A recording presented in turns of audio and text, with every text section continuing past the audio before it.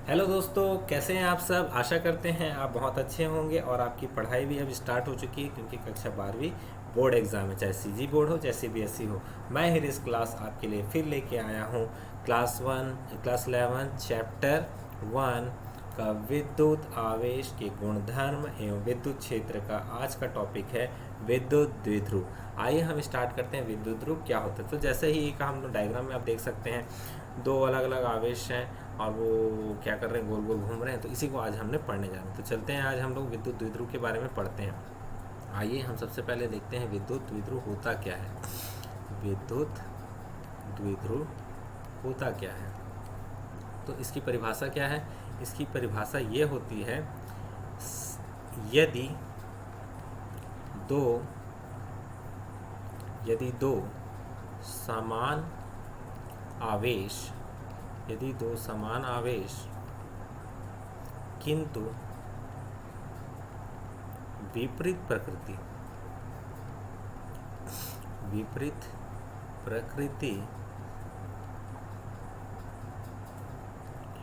वाले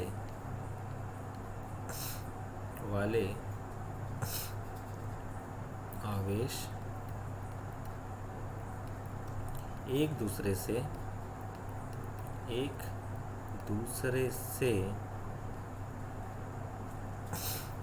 अल्प दूरी पर हो, तब इस निकाय को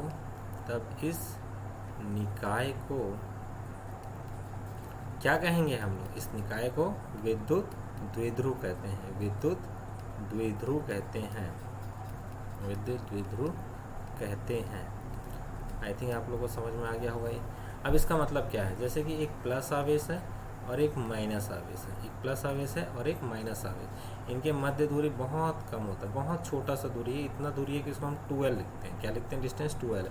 ये प्लस क्यू चार्ज है, ये माइनस क्यू चार्ज है। ओके, बैकग्राउंड में लाइन दिख रहा होगा तो इसको हटा देते हैं। ठीक है, इस तरह से हो गया। तो क्या हो जाएगा, इसको बोलेंगे विद्युत द्विध्रुव। इसको क्या बोलेंगे हम लोग, विद्युत द्विध्रुव। इस सिस्टम को क्या बोलेंगे, विद्युत द्विध्रुव। ठीक है, एक्चुअली होता क्या है, इसको हम समझना चाहे कार्टेशियन सिस्टम में, इस टाइप का कोई कार्टेशियन सिस्टम है। यहाँ पर मान के चलो एक प्लस आवेश है, इस जगह पर हमारे एक प्लस आवेश है और यहाँ पर एक माइनस आवेश है। तो यहाँ से यहाँ की दूरी हो गई L और ये दूरी हो गई L। ये है मान प्लस क्यू चार्ज और ये है माइनस क्यू चार्ज। तो दोनों के बीच की दूरी कितने हो गई, 12। रिप्रेजेंटेशन के लिए इस तरह से हम लोग इसको बोलते हैं। अब आता है नेक्स्ट टॉपिक आपका, इसका विद्युत द्विध्रुव आघूर्ण क्या है। द्विध्रुव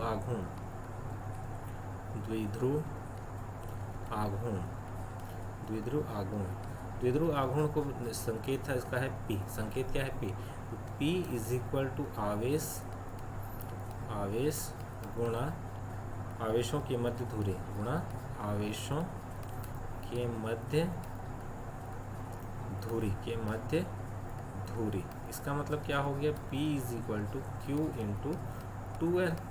अब यह कैसा राशि है, यह कैसा राशि होगा, यह सदिश राशि है। ये कैसा राशि है, सदिश राशि। इंपॉर्टेंट ये है, इसकी दिशा क्या होगी, इसकी दिशा जो होती है नेगेटिव से पॉजिटिव की ओर होती है। ये एकदम एक्सेप्शन केस है, इसलिए बहुत इंपॉर्टेंट है। ये एक्सेप्शन है, नेगेटिव से पॉजिटिव होती है। इसकी इकाई क्या है, अगर मैं इसका यूनिट पूछूं इकाई क्या है, तो क्या हो जाएगा, ये कूलाम मीटर हो जाएगा। क्या हो जाएगा, कूलाम मीटर। अब मैं इसका पूछता हूँ आपसे क्या, अब मैं आपसे पूछता हूँ इसका बीमा क्या है। तो बीमा आपका क्या हो जाएगा, क्यू का हो गया 80 और मीटर का हो गया L। तो क्या हो जाएगा इसका बीमा, LAT। क्या हो जाएगा इसका बीमा, LAT।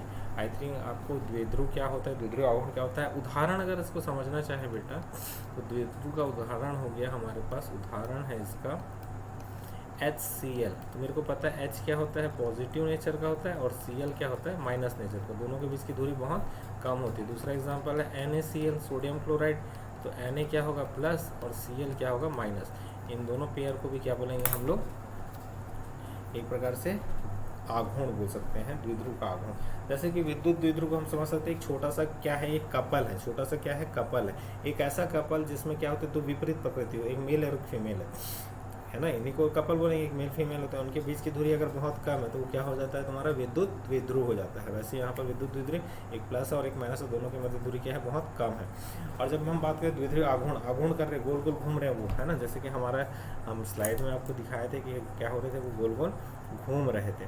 जब वो गोल गोल घूमते रहेंगे तो क्या करेंगे, आघूर्ण कर रहे हैं। क्या कर रहे हैं, आघूर्ण। तो आघूर्ण का क्या होता है सूत्र, आघूर्ण की सूत्र हम बोल सकते हैं आवेश गुणा दोनों के मध्य दूरी, आवेश गुणा दोनों के मध्य द्विध्रुव।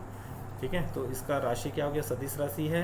इसकी दिशा क्या होगी, नेगेटिव से पॉजिटिव। बहुत एक्सेप्शन केस है, इसीलिए इसको बहुत ज़्यादा पूछता है कि इसका दिशा कैसा हो, नेगेटिव से पॉजिटिव होता है। इकाई क्या होता है, कूलाम मीटर होता है। विमा क्या है उसकी, LAT। उदाहरण इसका SCL और NaCl। आई थिंक आपको आशा करते हैं समझ में आ रहा होगा। अब आते हैं द्विध्रुव के कारण विद्युत क्षेत्र। द्विध्रुव का विद्युत क्षेत्र, द्विध्रुव का विद्युत क्षेत्र, का विद्युत क्षेत्र, का विद्युत क्षेत्र। इसके दो स्थिति हैं। कितने स्थिति हैं इसके, दो केस पढ़ना है अपने को। अभी दो केस कौन कौन से हैं, एक पढ़ना है अपने को अक्षीय स्थिति, अक्षीय, और दूसरा पढ़ना है निरक्षीय, निरक्षीय। अक्षीय मतलब क्या होता है, एक्सियल पोजीशन, एंड इसका मतलब होता है इक्वेटोरियल पोजीशन, इक्वेटोरियल पोजीशन। ठीक है, तो आइए हम सबसे पहले क्या करते हैं, एक्सियल पोजीशन को देखते हैं। तो चलिए एक्सियल पोजीशन चलते हैं। मान लेते हैं एक आवेश है प्लस और माइनस का, यह द्विध्रुव है। प्लस और माइनस आवेश का क्या है, ये द्विध्रुव है। दोनों के मध्य दूरी कितनी है, 12 है। दोनों के मध्य दूरी कितनी है, 12 है। ये प्लस क्यू चार्ज है, ये माइनस क्यू चार्ज है। एक हम लोग ले लेते हैं अक्षीय स्थिति में बिंदु, अक्षीय स्थिति पे बिंदु है, मान के चलो ये P है। अक्षीय स्थिति पे बिंदु P है, जिसका इनके केंद्र से दूरी, जिनका इनके केंद्र से दूरी, इनका केंद्र से दूरी जो है, जिनका इनके केंद्र से दूरी जो है R है, जिनका इनके केंद्र से दूरी क्या है, R है। और वही अगर बात करें हम इनके मध्य दूरी, ये और ये, इनके मध्य दूरी, ये कितना हो जाएगा आपका L, और ये हो गया L। ठीक है, तो आपको क्या करना है, माना द्विध्रुव P बराबर 2QL आघूर्ण के कारण R दूरी पर बिंदु P, बिंदु P पर अक्षीय स्थिति, अक्षीय स्थिति का विद्युत क्षेत्र, विद्युत क्षेत्र ज्ञात करना है, ज्ञात करना है। ठीक है, ये हमारा हो सकता है। तो क्या हो जाता है, देखिए अब क्या होगा, ये जो प्लस आवेश है, जो प्लस आवेश है, प्लस आवेश के कारण यहाँ पर विद्युत क्षेत्र किस दिशा में लगेगा, प्लस के कारण कहाँ लगेगा, इसको बाहर की ओर लगेगा। E प्लस क्यू के कारण लगा इसको, और वहीं इसको इधर दिशा में लगेगा क्या, E माइनस क्यू के कारण। तो बिंदु P पर क्या हो रहा है, एक लग रहा है बाहर की ओर और एक लग रहा है अंदर की ओर। अगर हम इसको देखना चाहें तो इनके मध्य, मतलब अगर बिंदु P ये है, एक इधर लग रहा है E प्लस क्यू और एक इधर लग रहा है E माइनस क्यू। इनके मध्य दूरी कितना हो गया, 180 डिग्री हो गया। इनके मध्य दूरी कितना हो गया, 180 डिग्री हो गया। ठीक है, तो आइए अब देखते हैं इनके बीच की दूरी कितनी कितनी है। अगर हम बात करें, इसको डायग्राम को थोड़ा सा मैं नीचे ला के एक को फिर से समझा देता हूँ। अगर मैं बात करूँ प्लस क्यू से इसकी दूरी कितनी है P की, तो कितना हो जाएगा, ये R माइनस L हो गया।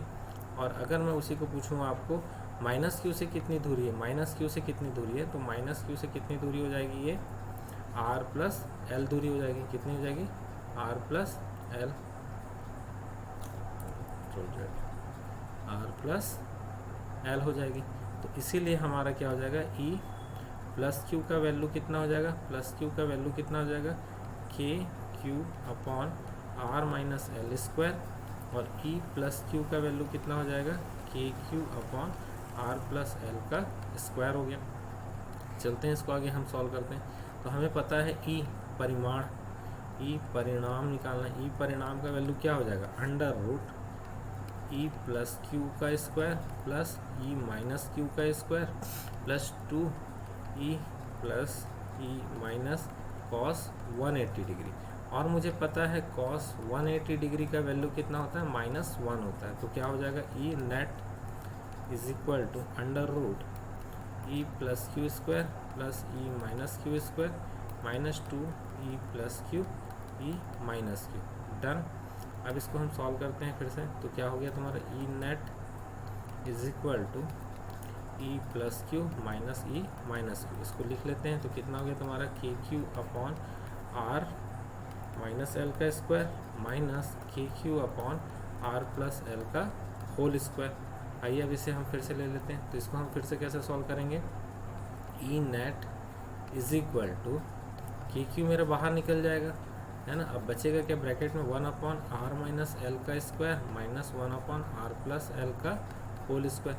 एलसीएम ले लेते हैं। तो E net is equal to K Q bracket में क्या आ जाएगा तुम्हारा, आर का स्क्वायर माइनस एल स्क्वायर का होल स्क्वायर, और यहाँ पर बचा आर प्लस एल का whole square minus R minus L का होल स्क्वायर।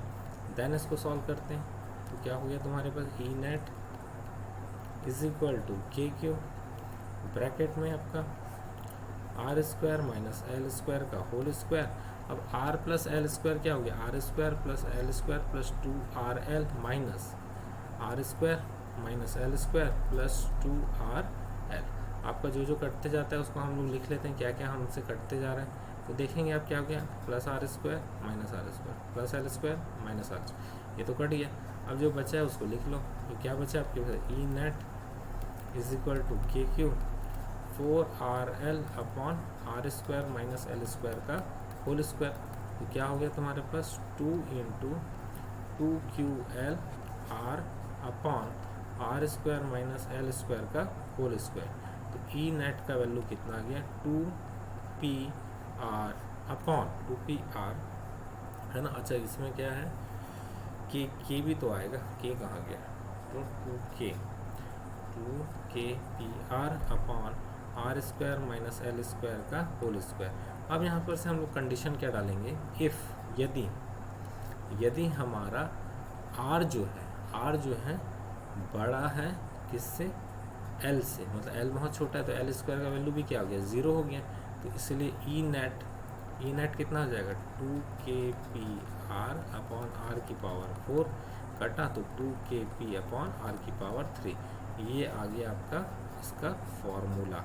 अब वैसे इसका एक्चुअल फार्मूला तो आपका पहले ही आ चुका था, यही इसका एक्चुअल फार्मूला है, बट फिर भी हम इसे अगले तक के सॉल्व करते हैं। तो आइए हम इसको एक साथ दिखा देते हैं आपको, ये किस तरह से सॉल्व हुआ है और इसको आपको कैसे पढ़ना है। ठीक है, इसका नोट्स आपको ऑलरेडी हम यूट्यूब में डाल देंगे और आप इसे पढ़ सकते हैं, और आपको व्हाट्सएप में पूरा इसका PDF फाइल भी भेज देते हैं। ठीक है, सो लाइक शेयर कमेंट करते जाइए और हीरेस क्लास के साथ ज़्यादा से ज़्यादा संख्या ऑनलाइन में जुड़ते जाइए, क्योंकि ऑनलाइन आप लाइव क्लास पढ़ते हैं। यूट्यूब में हमारी एक क्लास जो है 2 दिन 3 दिन के बाद